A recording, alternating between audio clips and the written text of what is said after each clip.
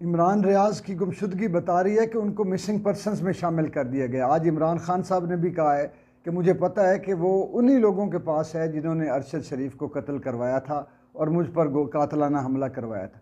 दूसरा मैसेज ये मिल रहा है कि अगर किसी की तरफ पुलिस आए और कहे कि जी अपने आप को हमारे हवाले कर दें, आप पर कोई पर्चा है, FIR है, कोई कंप्लेंट है, तो ख़ुद को उनके हवाले ना करें, क्योंकि उसके बाद ना तो ये कोई श्योरिटी है कि पुलिस किसी कानून का एहतराम करते हुए आप पर तशद्दुद नहीं करेगी या उसके बाद आपको किसी और के सपुर्द नहीं कर देगी या मार नहीं देगी।